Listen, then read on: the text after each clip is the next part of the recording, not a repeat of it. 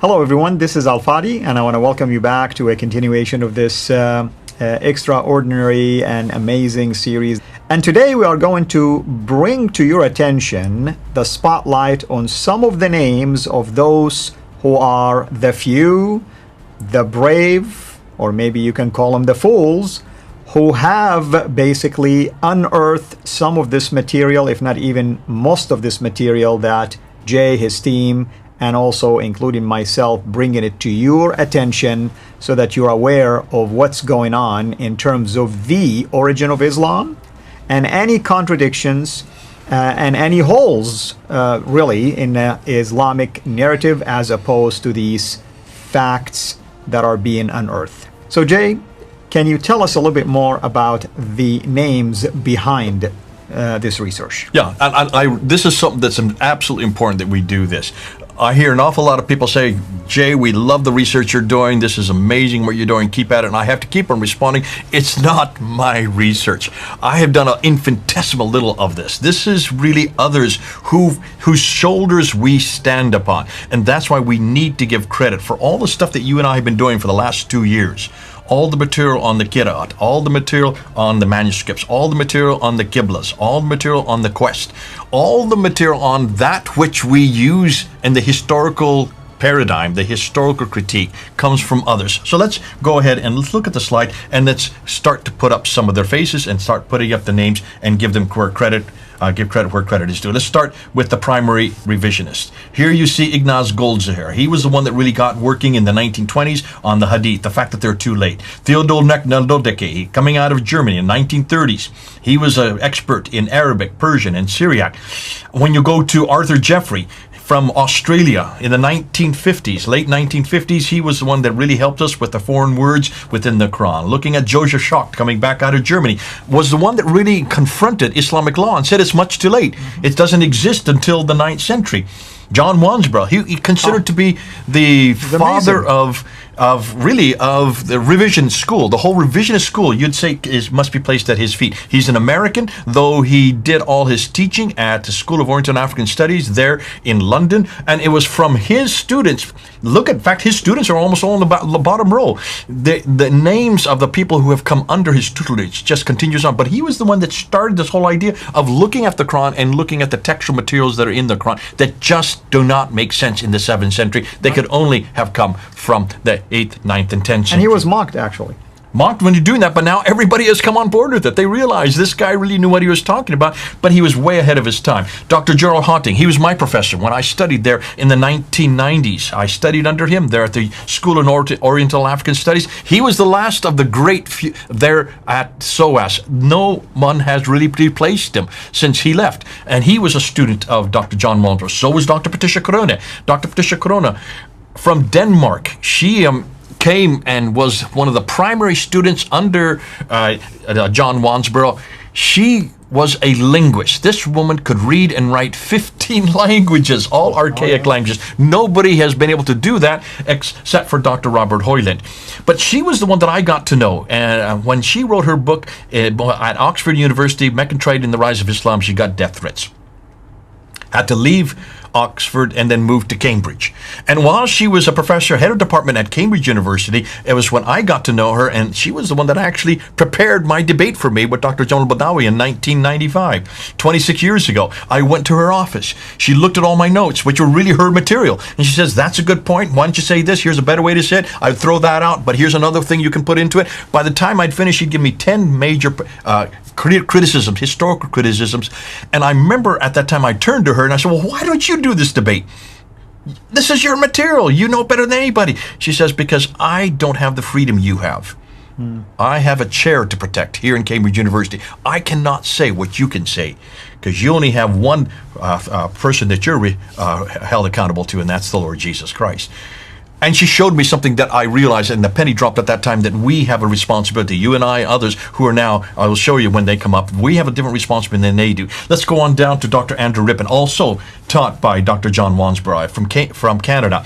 And he was the one that took the 7th and 8th century and explained it in layman's terminology so that we can understand it, so that people like us can communicate it. Dr. Robert Hoyland, I can't say enough about Dr. Robert Hoyland. Amazing This guy reads and writes 18 languages. I remember seeing him in his office. I went to see him there at Oxford, and he was the one that wrote the standard Seeing work that most of us are Islam as using. other side, yeah. That has become the classic work Yeah. that was written in 1997. We're talking about almost 24 years ago. Dr. Yehuda Nevo, who is probably the world's expert on the earliest Islamic, Arabic inscriptions. In fact, nothing to do with Islam. And all of these people are saying there's nothing to do with Islam in any of the 7th and 8th century material. Dr. Norman Calder, who is also a student of John Wansborough, again, like Schacht, unpacked Islamic law and showed, like Schacht before him, that in the 1990s, he was saying what Joseph Schacht was saying in the 1950s and the 1960s, and that is, you cannot trust Islamic law because it is much, much, much too late. And then we go to the German school, and we look at people like Dr.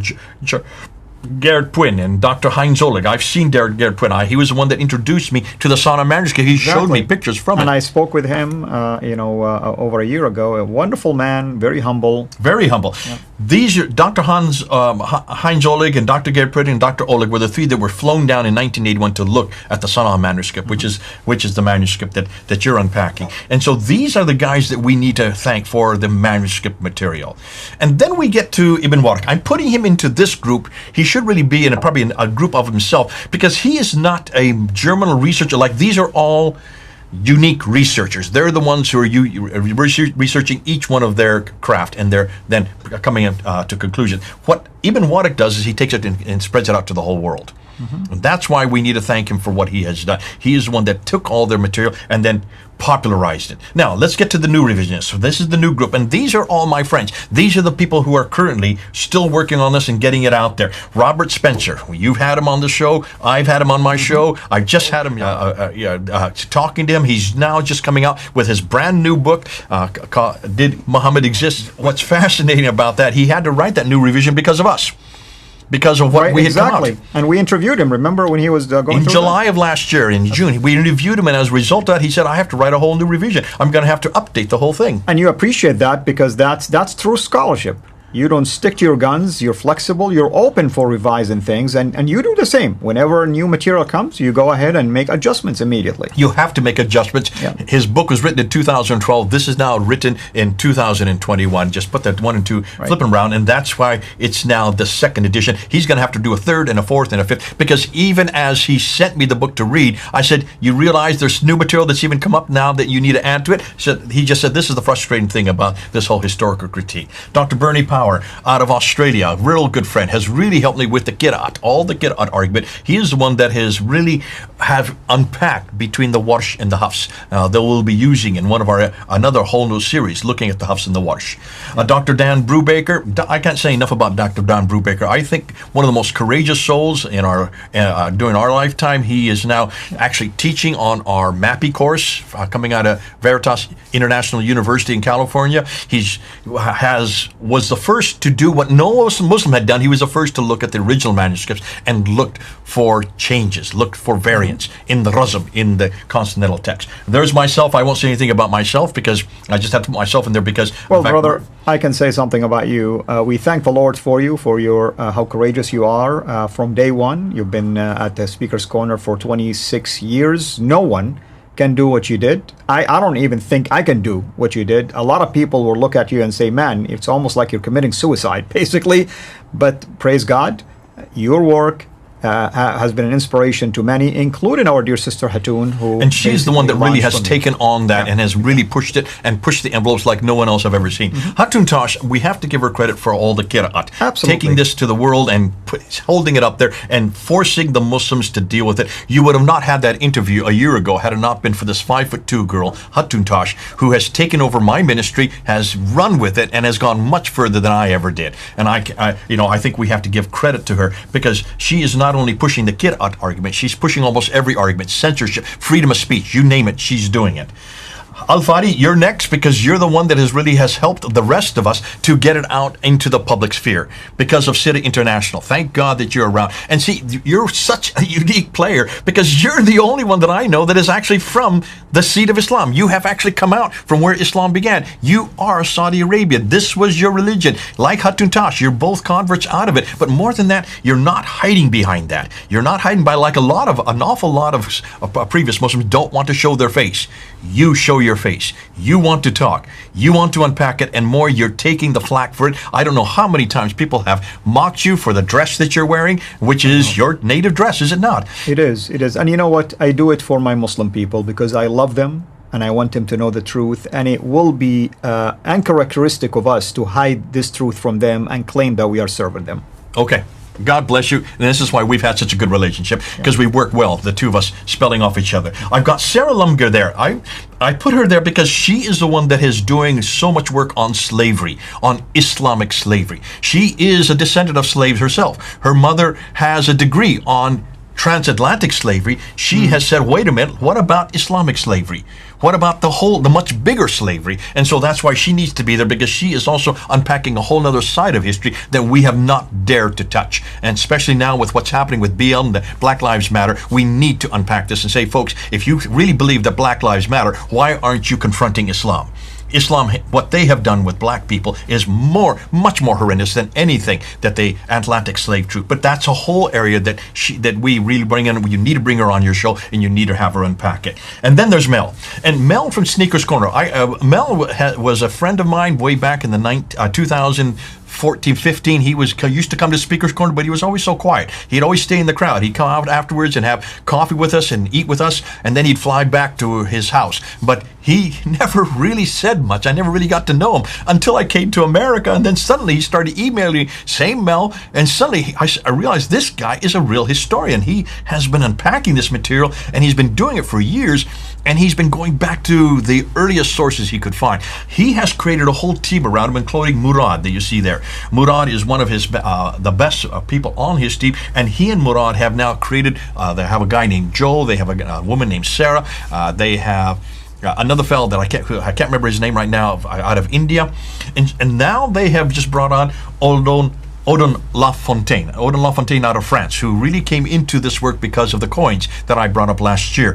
He has just come out from France with all of his coterie of friends. So these are the new revisionists. You're going to see their faces. Murad can't show his face. That's why I just put up the picture that standardizes him. He's not permitted to do so because he lives in the Middle East. He must be careful because of the fact that he would be shut down real quickly if they found out and knew who he is. So those are the people we need to thank for, the people whose shoulders that we stand up, and the new revisionists. That's the people who we're going to be continued to work with. They're our colleagues, they're our friends, they are co-religionists, and at the same time, they are unpacking what we are just beginning to do. All we're doing, Al-Fadi, is getting it out there, making sure that others hear it. We are the spokesmen who are actually popularizing it and communicating it so the others can understand it. Amen, and thank you. This is a very special episode, really. Now people know the faces of those warriors, really, that stick their neck out there and do this research. By the way, all of these names that we mentioned, they have no beef with Islam. They're not there to try to attack Islam or the ideology.